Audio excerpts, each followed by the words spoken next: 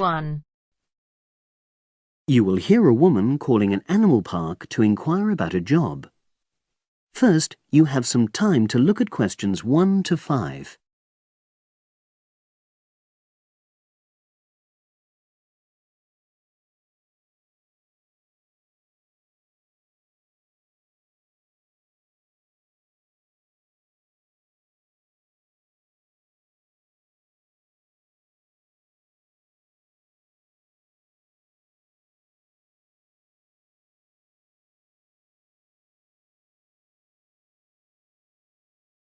Now we shall begin. You should answer the questions as you listen, because you will not hear the recording a second time. Listen carefully and answer questions 1 to 5.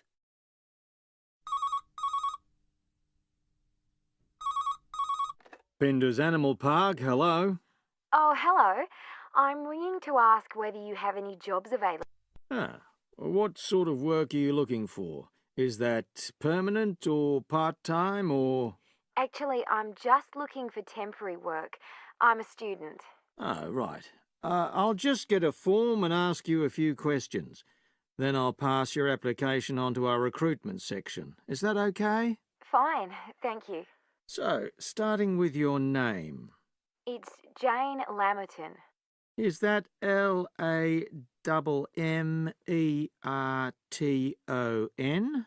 There's only one M in it. Oh, right. And your address? It's 42 West Lane. Right. And is that in Exeter? Yes. Okay. And can you give me your mobile phone number? 07792 430 921. Right. Now, the next thing is, when are you available to start work? I finish college on the 8th of June. That's in 3 weeks' time. But I can't start work till the 11th because I've got a hospital appointment on the 10th of June. No problem.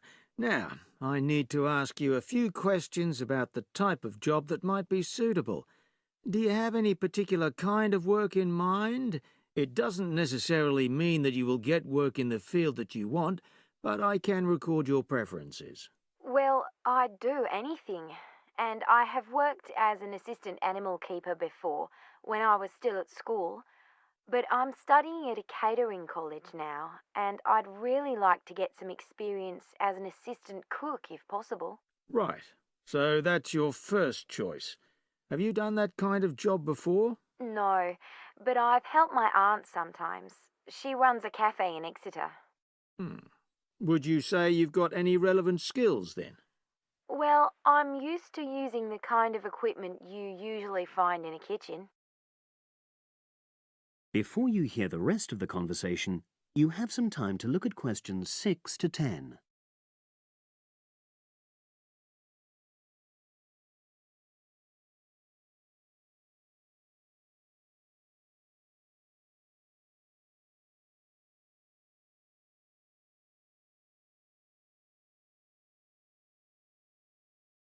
Now listen and answer questions 6 to 10. Okay. And I know you're still studying, but do you already have any qualifications related to that kind of work? A hygiene qualification, for example? I haven't, no. But I've got a certificate in food handling. I did it before I decided to become a full-time student. Fine. Okay. That means you wouldn't need any specific training if you did get the kind of work you wanted. But you'd have to do a short course on first aid. All our new employees do that. It just takes half a day, and most people find it generally useful. Oh, yes, I'm sure it is. Well, that's about it, really. Just one last thing. Can you give me the name of someone who would give you a reference, like a previous employer or... Oh, yes. You can put Dr. Ruth Price. Okay. Is that one of your college lecturers? She's my college tutor. She's known me for over 2 years, and I'm sure she wouldn't mind. In fact, she's given me a reference before. Fine.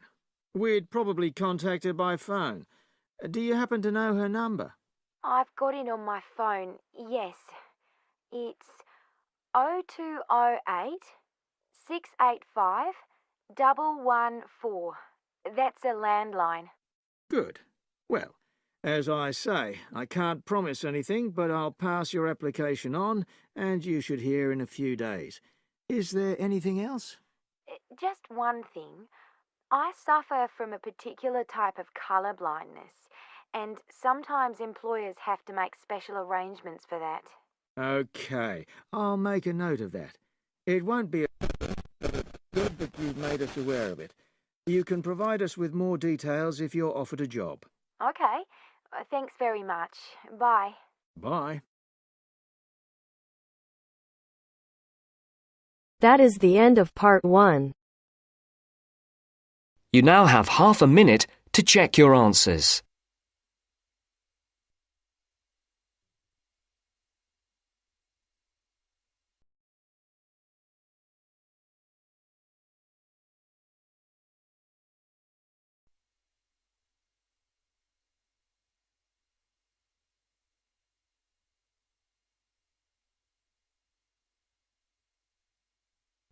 Now turns to part 2. Part 2. You will hear 2 engineering students, a woman in her 6th year called Linda and a man in his 5th year called Matthew, discussing the benefits of student work placements. First, you have some time to look at questions 11 to 16.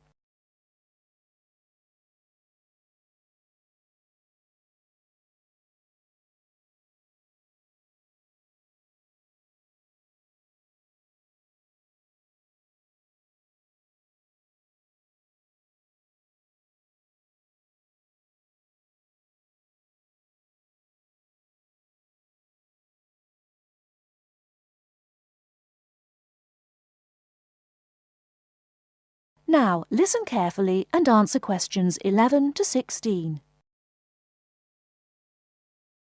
Hi, Linda. Can you spare a few minutes? Hello, Matthew. No problem. I just wanted to talk to you about temporary work placements. I've never really thought there was a good reason for doing one. I've got some savings, so I don't really need the money at the moment. But I've had an email from the university about a vacancy that looks quite interesting. You did a placement last year, didn't you? I did, yes. In my case, I wanted to find out if I was making the right career choice before I began applying for permanent jobs. I thought I wanted to work in car manufacturing, but I wasn't sure, so I applied to Toyota. What was the application process like? Lengthy. There were a lot of different parts to it. The dullest one was a psychometric test. You know, when you have to answer loads of questions about yourself. And you're trying to guess what's the best thing to say. Yes. Then there was an activity that we did in groups, which I found really fascinating. Engineers are renowned for being a bit unsociable, but I thought we made a great team. And we had an individual task too. We had to sort through various business documents and prioritize them. It was just like what you have to do as a student, really, just with different content. What exactly were you doing on the placement? I was helping to design some diagnostic software to identify any waste in the car assembly process. Do you mean waste of materials? No, time.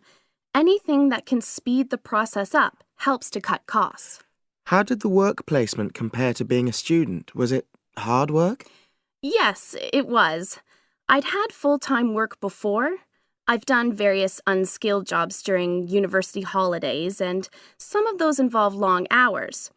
So I thought I'd find it easy. I was wrong, though. I think when you're on placement, you're always trying to prove yourself. So you push yourself hard to succeed? Yes. But I got a lot of support from my employers. They were always helpful. And then, at the end of the placement, I was given formal feedback. Do you mean on your engineering ability? Well, no. I didn't really need that because we had team meetings every other day. And so I had the chance to discuss technical issues and ask about anything that wasn't clear. The evaluation was about general workplace things, like organizational ability, initiative, that sort of thing. I get the impression you think you benefited from the placement. Well, the best thing is that they've offered me a job for next year. Depending on my exam results, of course, but still. A permanent one? Yes. But apart from that, I learned so much. The industrial environment was much more demanding than the academic one, so my general skills improved, like time management, meeting deadlines. And on the technical side, I learned new software packages, like MS Project. Well, I think you've convinced me that work placements are worthwhile, but while you're here, can you give me advice on something else? Before you hear the rest of the talk, you have some time to look at questions 17 to 20.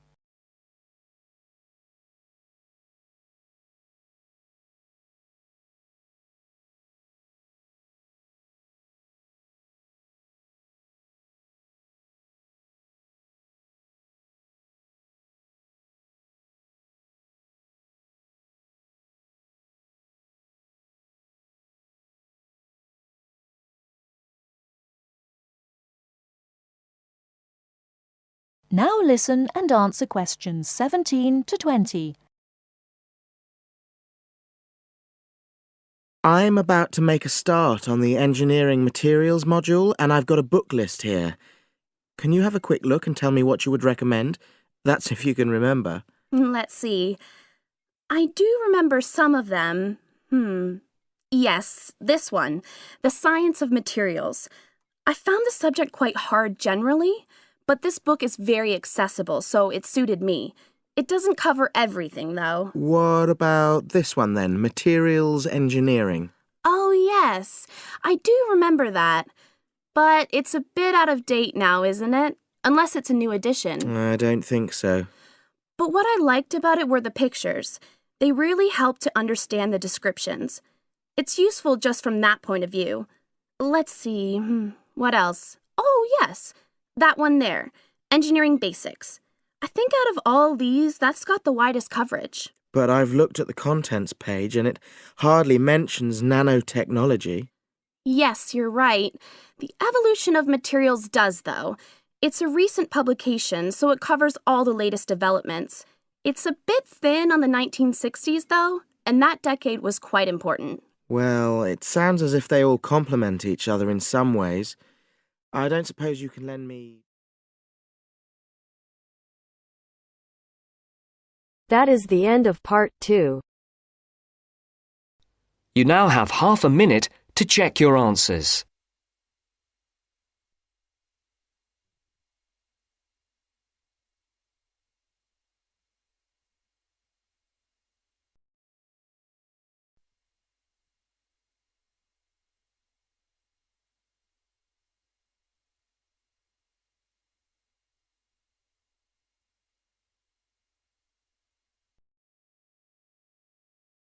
Now turns to part 3.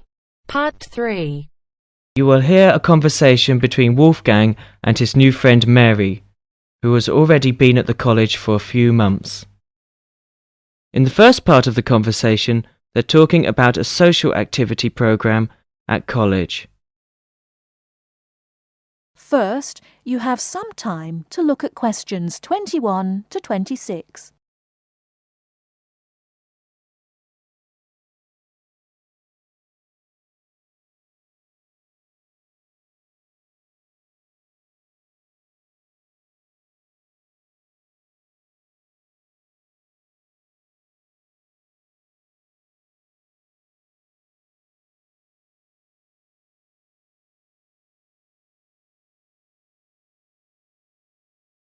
Now listen carefully and answer questions 21 to 26.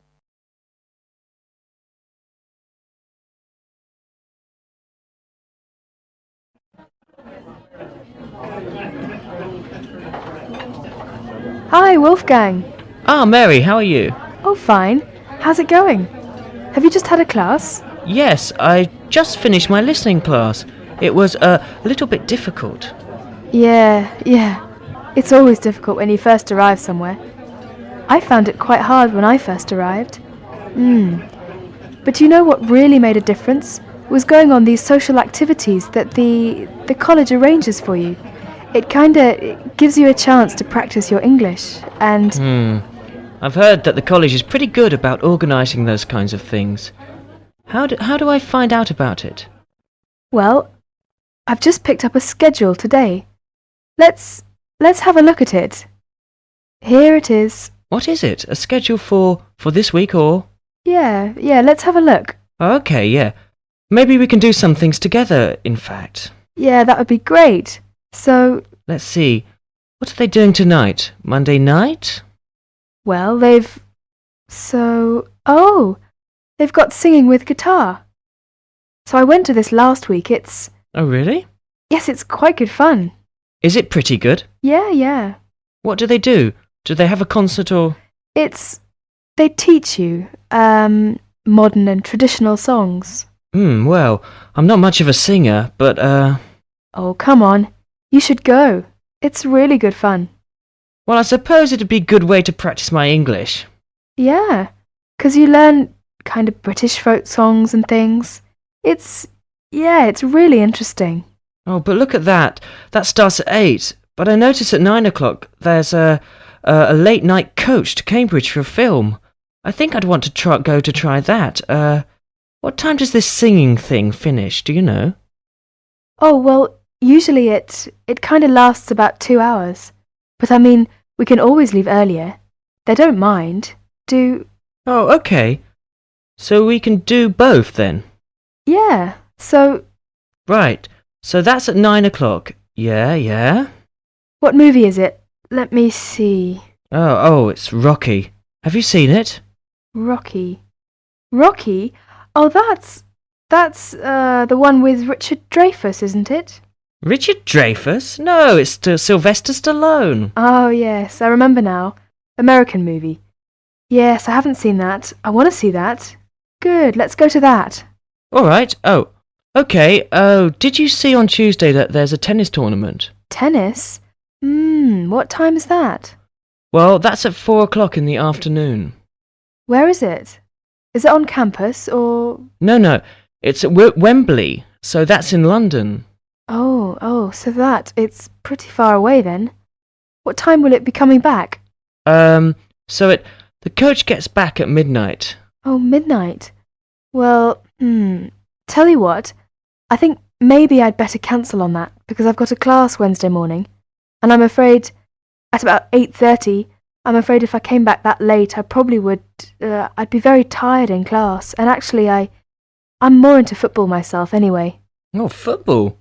Well, did you see there's a football match on Wednesday? Oh, yeah? Well, who's playing? Let's see. Oh, it's England and Brazil. Oh, I really want to see that. Would you like to go together? Yeah, sure. What time is it? Let me see. It says 15:30, so that would be 3:30. 3:30, huh? Now, I have a lecture right after lunch on Wednesday at 1:30. Uh-huh. What lecture's that? Oh, well, there's a journalist coming from the BBC. He's going to talk about his experiences as a foreign correspondent. Oh, that sounds interesting. Would you like to go? Yeah, what time do you say it was? Right after lunch, around 1:30. Oh, 1:30. I have a class then. Oh, yeah. Oh, that's too bad. Well, what time does your class finish? It's an hour long, so it finishes at 2:30. Oh, well, I shouldn't imagine. The lecture shouldn't go much later than that either. So after your class and after my lecture, we can get together to go to the football game. Okay, so we can meet... Let's see, maybe 3 o'clock. Or maybe 3:15. Yeah, I think 3:15 would be all right. Okay, where should we meet? Well, usually on these kind of trips, the coach leaves from in front of the dining hall, so maybe we could meet there. Okay, so in front of the dining hall at 3:15. That sounds fine. Yeah, right. On Thursday, there's an international evening in school hall. Yeah, all songs and dances performance by students from all over the world. That's very interesting. Would you like to go and see? Yes, when is it? It will start at 8. Shall we meet at 7:50 in front of the school hall? Fine, 7:50 in front of the school hall. Before you hear the rest of the talk, you have some time to look at questions 27 to 30.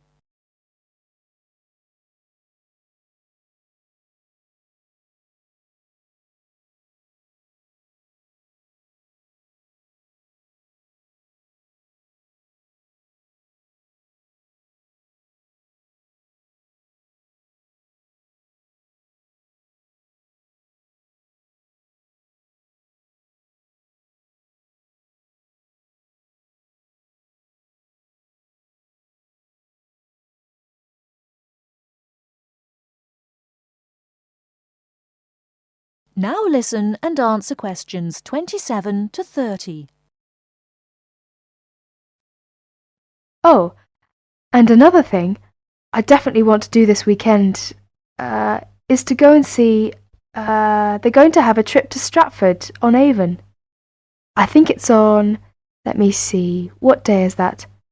Friday, I think my roommate told me. Oh, Friday? Would you like to go to that? Yeah, but are you sure it's Friday?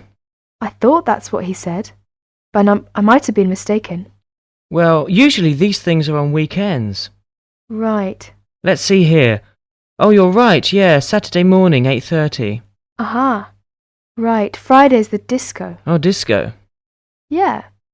So actually I've arranged to go with some of my friends. So if you'd like to come along with us. Oh, that would be very nice, yeah. Yeah, you can meet some more students. Oh, well, what time shall we go to that then? Well, it starts at... What time? 8:30, but we don't want to go too early. So let's say 9 or 9:30.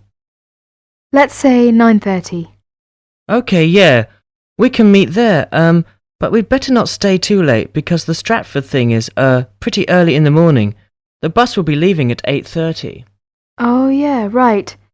So we want to make sure we get up for that. Yeah, say, by the way, this trip, since it's, quite a way away, do we have to pay anything extra for that, or is it free? Well, usually most of the trips are free. But, yeah, for these ones which are quite a distance away, then we usually have to pay a little bit extra.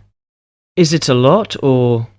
No, it's usually about £25, something like that. Oh, well, do we have to tell them ahead of time that we're going to go? Yeah, usually you have to sign up a couple of days in advance, so... Oh, where do we do that? Well, you do that at the Student Services office. So you have to go and see one of the social activities officers. Oh, so I just tell them that I want to go, and to pay my money, and then sign my name. Well, I think I'll go ahead and do that today. Actually, I've got some free time right now.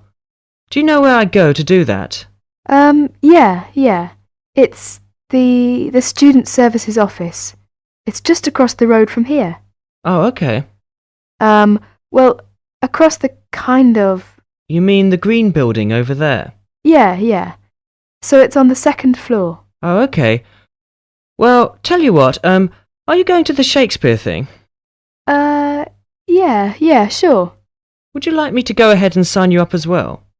Oh, yes, yeah, that'd be great.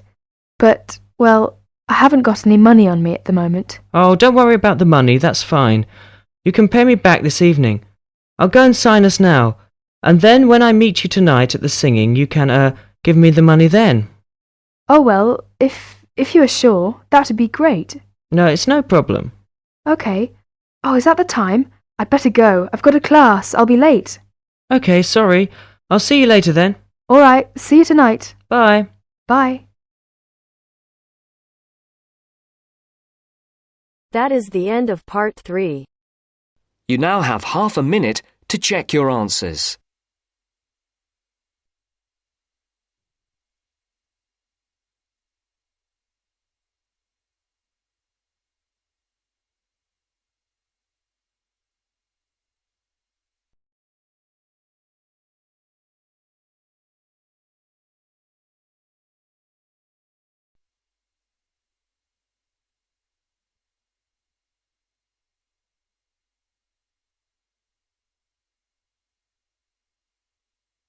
Now turns to part 4.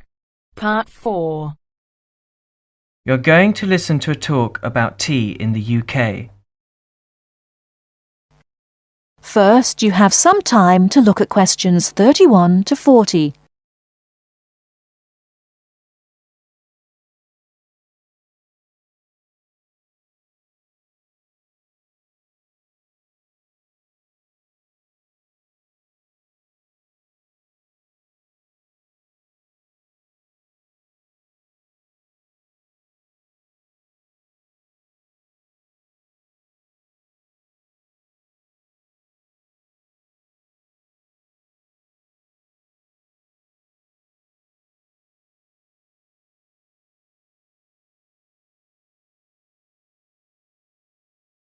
Now listen carefully and answer questions 31 to 40. During the 1930s, there was a popular song which had the title "Everything Stops for Tea," and to millions of British people, a restful cuppa is still an ideal way to relax for a few minutes from the rigours of the day. The English custom of drinking tea has its roots in the 17th and 18th centuries. When first imported to Britain, the exotic cha, or cha, as the Chinese tea was variously called, was considered a man's drink to be enjoyed with colleagues at London coffee shops. These were popular meeting places for many walks of life: politicians, lawyers, poets, actors, and writers. Many London clubs began in this manner, and the famous Lloyd's Insurance underwriters started out as Lloyd's Coffee House. In 1706, the first coffee house that offered tea was Tom's Coffee House, owned by Thomas Twining. He realized that he needed to introduce an added attraction to compete with the many other coffee houses in London, and tea was rare, exotic, and extremely expensive. With these credentials, tea became an exclusive drink and enabled Twining to open a tea shop under the sign of the Golden Lion in the Strand. By the 18th century, the ladies of the more affluent classes were going China mad, using tea as an excuse for displaying their extravagant purchases of Chinese porcelain and Dresden tea sets. A comprehensive tea tray would consist of a teapot and stand, teacups and saucers, sugar bowl, milk jug, and basin for discarded tea and tea leaves. Tea was still expensive and kept in locked tea caddies. Skilled craftsmen fashioned caddies of carved inlaid woods fitted with crystal and precious metals. To ensure the servants weren't tempted by this priceless commodity, the caddy was kept locked, and only the mistress of the house held the key and prepared tea when guests came to visit. No well-brought-up young Englishwoman could consider herself socially acceptable unless she knew how to brew a proper cup of tea. As the 18th century progressed, changes in commerce and working hours resulted in the main meal of the day being taken much later in the evening. The prospect of lasting from breakfast until evening did not appeal to the Duchess of Bedford, who is usually credited with being the first to alleviate late afternoon hunger pangs by introducing a small 4 o'clock meal served with tea. With time, the light, wafer-thin toast or delicate white bread gave way to exotic fillings like tomato and egg, cucumber, chicken, or potted shrimps, followed by buttered scones, crumpets, or elegant pastries. The popularity of tea continued to spread, but it was not until 1839 that the first shipment of Assam Indian tea was landed in Britain. A healthy trade with India was soon established, and tea clippers, like the Cutty Sark, now a museum in a dry dock at Greenwich, were reaching the peak of their sailing days. In 1879, the first limited shipments of Ceylon tea began to arrive, and by 1880 this had been firmly established alongside Indian and China teas, giving the broad range of teas that are available today. There have been few changes in 3 centuries of tea trading. London is still the centre, and indeed Twining still has a shop on the site of the original Tom's Coffee House at 216 The Strand. The name Twining has been linked with tea for over 280 years.